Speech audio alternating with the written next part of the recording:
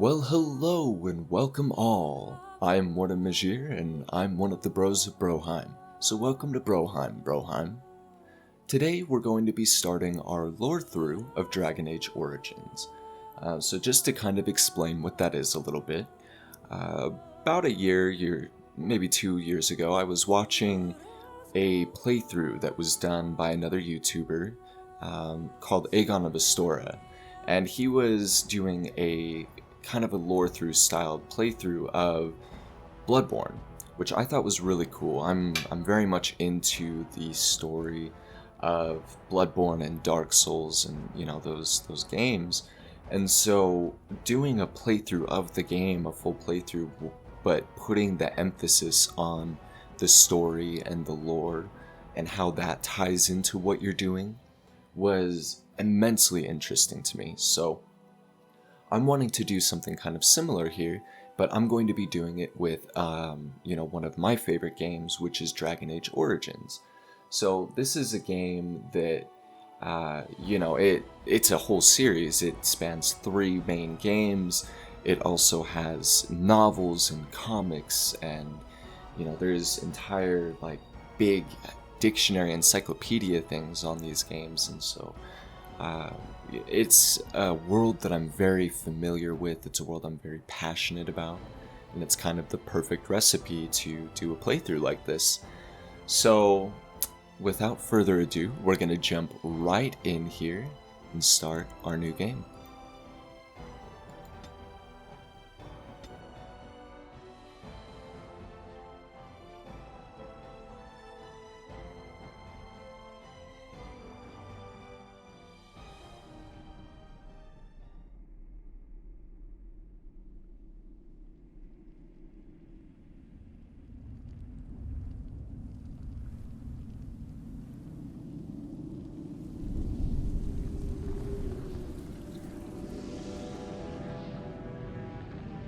The Chantry teaches us that it is the hubris of men which brought the Darkspawn into our world. The Mages had sought to usurp heaven, but instead they destroyed it.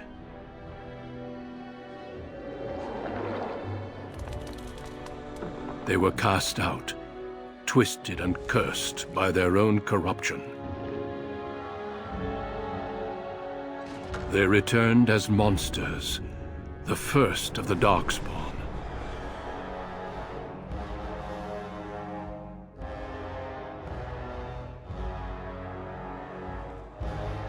They became a blight upon the lands, unstoppable and relentless.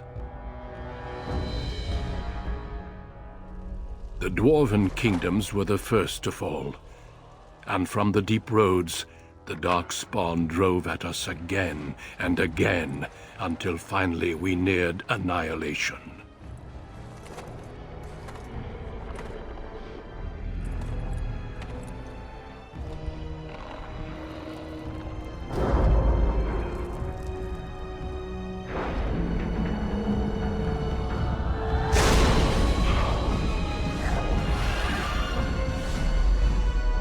Until the Grey Wardens came.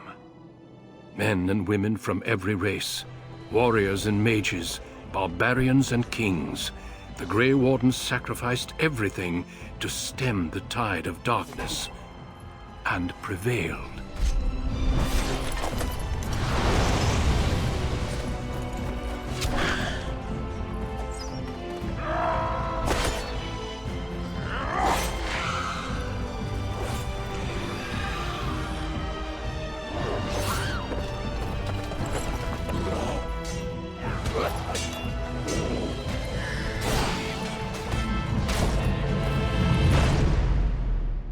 It has been 4 centuries since that victory, and we have kept our vigil. We have watched and waited for the Darkspawn to return. But those who once called us heroes have forgotten. We are few now, and our warnings have been ignored for too long.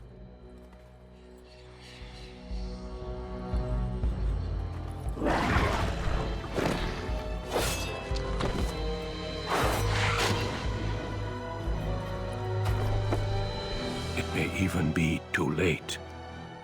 For I have seen with my own eyes what lies on the horizon. Maker, help us all.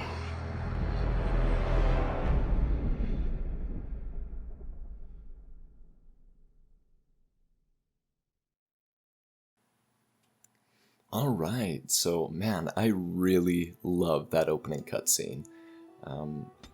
Still, I mean, this game came out a decade ago, and still, just one of my favorite opening cutscenes of any video game.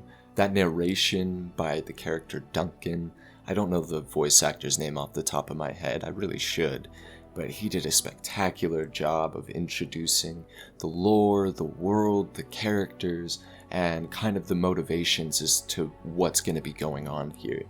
So, very much a fan of that. So, a couple things here is I'm going to be playing first off as an Elven Mage, which brings me to my first point, that I'm going to be playing with some mods installed. This will not be a vanilla version of Dragon Age Origins. The most notable and game-changing one you guys are going to notice will be this here, the Dalish Elven Mage mod. So this is pretty self-explanatory. It does allow me to play through the game as a Dalish elf as well as a mage. That way I don't have to start in the tower. The reason I'm doing this is because of a particular thing that happens during this origin story. It introduces a lore point that is going to continue to come back throughout the rest of the series.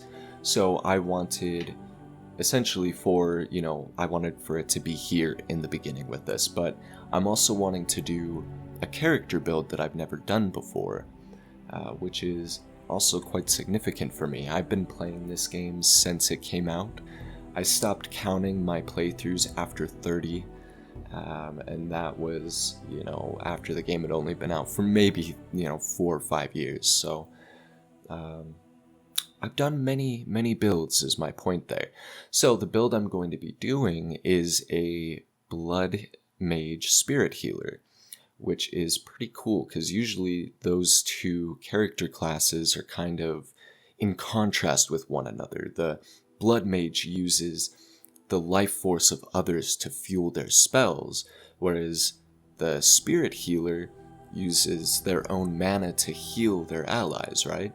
So I'm going to kind of combine these two aspects of using my life force and the life force of my allies to fuel these huge spells. Meanwhile, I'm going to be healing us and keeping us alive so that I can continue to cast these, once again, humongous spells, these devastating arcane abilities that just alter the battlefield, right?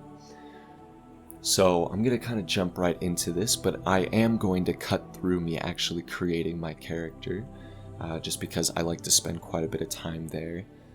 But I will leave a link in the description to all of the mods that I have, that I'm going to be really using that you might want. So the character creation mods, the Dalish Elven Origin, as well as a mod called Dragon Age Redesigned, or it might be Thetis Redesigned, but it essentially, someone went through and kind of just slightly tweaked the appearance of most of the characters to fit their lore descriptions or to be a little more accurate for the world. So those are going to be the big ones. So anywho, see you guys on the other side. Alrighty, so here we are on the other end here. We've got our character built and we've got our stats allocated. So we are going to be putting quite a bit into magic, just to, of course, make our spells more powerful. Willpower to increase our mana pool, and cunning and constitution, these two.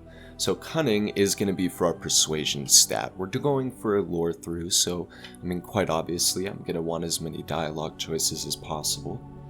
And then the constitution, because with the Blood Mage, I'm going to want as large of a health pool as possible, because as soon as I choose that specialization, I'm not really going to be using my mana anymore. So Constitution is one that we're going to slowly kind of be pushing up.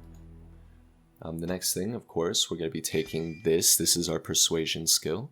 Herbalism is also a good one if you're wanting to be able to craft the better potions as you get throughout the game. Make sure you kind of pick up the recipes and such. Combat training is going to be good for your warriors and rogues to be up close and personal with your combat, right? But also for arcane warriors so that you can be up in the thick of the fighting and not have your spells interrupted. We also have the tactics here, which is just a highly valuable little tree here, because if you don't like to constantly micromanage the other characters on your squad, if you just kind of like to let them do their thing, right? So unlocking more of the tactics is going to obviously allow you to do that, because then you can just set behaviors for your companions to do in certain circumstances throughout the battle, and it actually goes fairly deep. Like, it is a very, very handy thing to do here. I am going for Persuasion, of course, as I mentioned, but also I'm going to primarily be controlling my character, so I don't really need the tactics on this guy. Beyond that, we are going to definitely be going into the healing tree here in creation, but we're going to start off with the Glyph of Paralysis and Walking Bomb.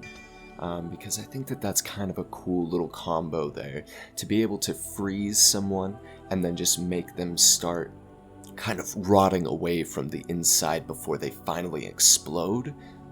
Just gnarly and a horrible way to die. And I always play on Nightmare on this game. I've just played it so much, I really don't find it challenging otherwise. Of course, play on whatever difficulty you choose. We're playing this for the story, of course, but I will be playing through on Nightmare. So that's actually where we're gonna just cut this episode here. We are gonna, with the next one, we're gonna be jumping right in. We're gonna be beginning the origin story, and we're gonna be, yeah, that one will be a little bit longer than this one, so have no fear there.